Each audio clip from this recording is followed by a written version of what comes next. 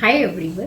आज मैं आपको बताऊंगी कि जो नॉर्थ एंट्रेंस के घर होते हैं वो कैसे होते हैं वास्तु के अकॉर्डिंग, और उसमें क्या करके हम अपने वास्तु को और ज़्यादा इन्हांस कर सकते हैं।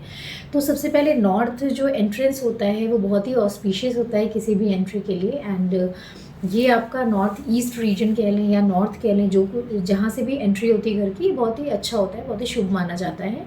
अब हम देखते हैं कि इसमें हम और क्या कर सकते हैं इसमें चीज़ें इन्हांस करने के लिए, मतलब वास्तु को इन्हांस करने के लिए हम नॉर्थ रीजन में और क्या क्या कर सकते हैं।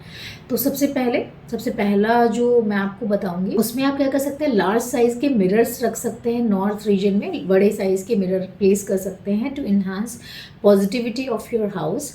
नंबर 2, आप प्लांट्स का प्लेसमेंट कर सकते हैं, जैसे मनी प्लांट हो गया और आपका तुलसी का प्लांट हो गया, उसको आप प्लेस कर सकते हैं यहाँ की पॉजिटिविटी बढ़ाने के लिए।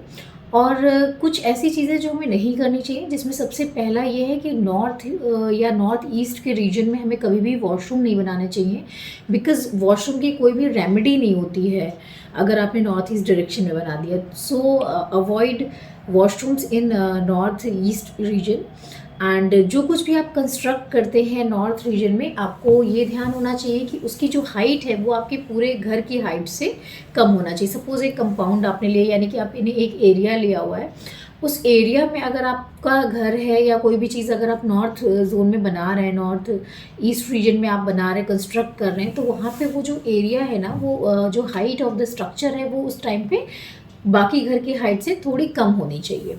तो ये आपका अच्छा ऑस्पिशियस होता है। और इसके साथ में कलर के लिए मैं एक सजेशन देना चाहूँगी कि कभी भी डार्क कलर का यूज़ नहीं करना है आपको नॉर्थ ईस्ट रीजन में, बिकॉज़ ये जो अपना नॉर्थ ईस्ट रीजन होता है ये आपका वाटर एलिमेंट को यहाँ पे वाटर एलिमेंट होता है, और हमें ऐसे ही चीज़ों का प्लेसमेंट करना है जो कि वाटर एलिमेंट को इन्हेंस करते हैं।